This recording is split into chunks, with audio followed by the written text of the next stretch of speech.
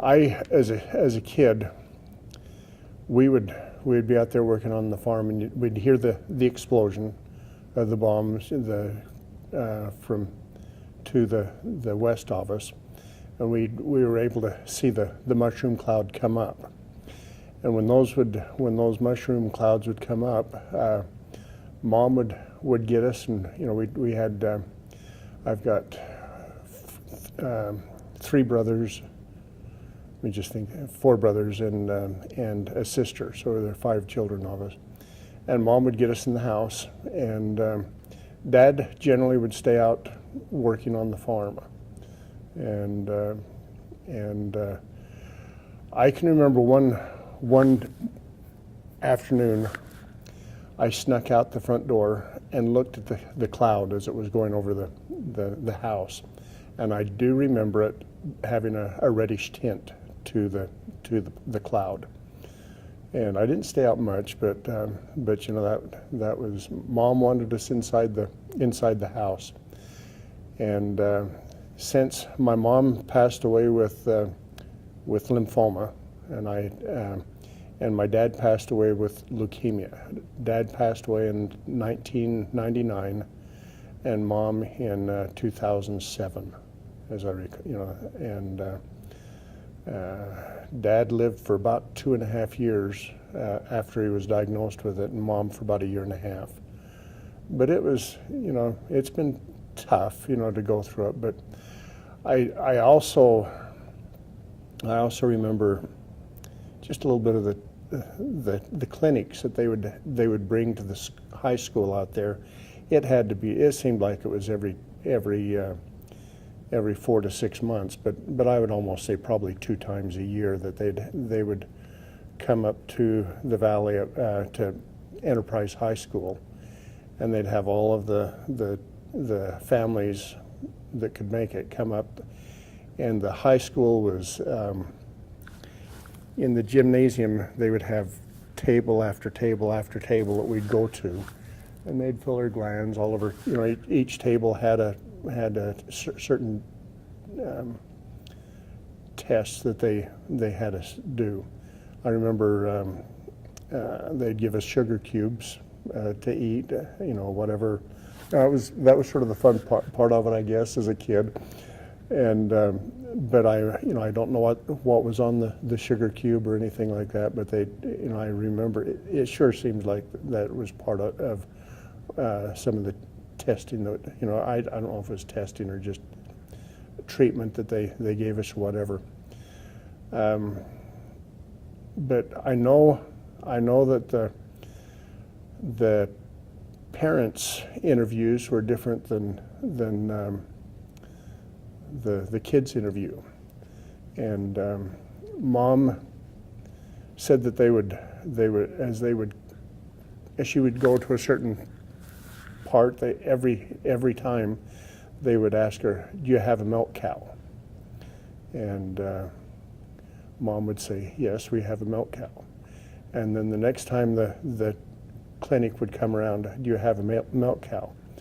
And she said she got tired of hearing that question, "Do you have a milk cow?" "Yes, we have a milk cow."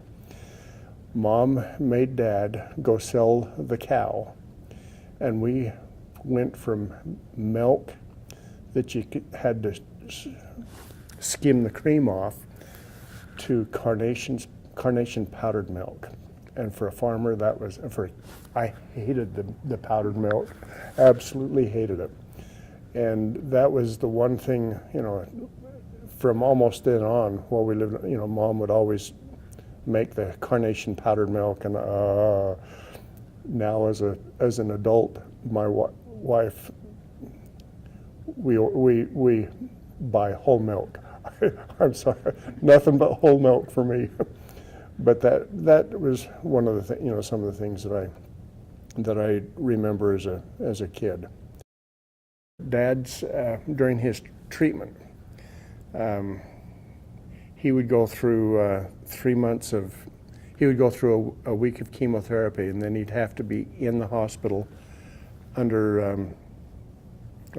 Whenever we went in, we had to wear the mask. Isolation. He needed to be in isolation for at least the first several weeks after his chemo.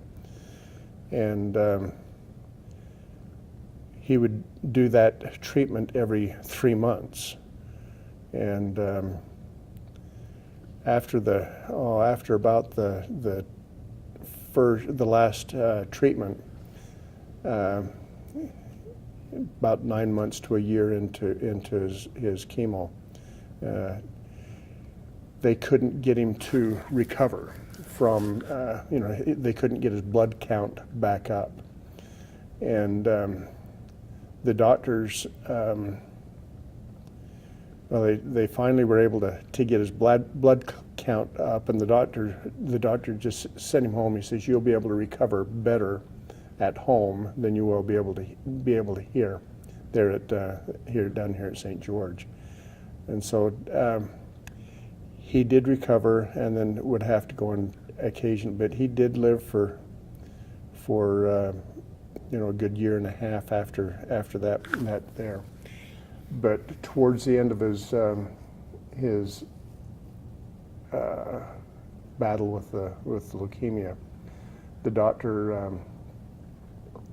they went to do bone marrow tests, and Dad would, he had to do it a couple of times, and to see what his counts all were, and they were supposed to send the test up to Salt Lake, as I recall, to have it analyzed, and they were busy there, and it went to about 2 or 3 different places and wound up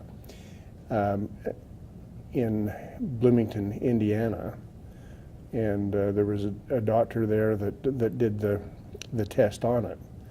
And the report came back. My older brother, would be the one that would be the best one to talk about. He's a lot more, proficient and knowledgeable with what happened there at that time. But the report came back that they found out that Dad was one of 3 people with this type of leukemia that they had found. One was a paratrooper that had gone into Japan after the atomic bombs had been dropped. One was a worker at the Nevada test range. And then there was Dad, who was one of the fallout victims. And they basically told Dad then that so far they hadn't been able to find any, what was any cure for it. And they didn't give him too much hope after that. And and Dad probably lived less than a month or 2 after after that report was given. So it was a little bit tricky. That it was a tough time to go through with both Mom and Dad. But Dad would always when he got his leukemia, he would have problems with nosebleeds and trying to control the nosebleeds. He would visit with his family, with his brothers and sisters, and I remember when Grandma passed away, my Grandma Holt, Irma Elizabeth Holt, I was in the 6th grade, so it would have been back in about 1967 when she passed away. They couldn't figure out what was the problem with her, and she had, during that period of time, she had a goiter that came up quite, and they removed it during that time, and Mom and Dad, or Dad, talking with Uncle Stan, said, really, she had the same symptoms that I have now, that Dad had, and they had no idea what it was at that time. With Mom and Dad, I have always said I would never want to wish it on anybody to go through it. But I was so grateful for the experience to go through it with him. We had a year and a half for Mom to be able to say our goodbyes and be with her there.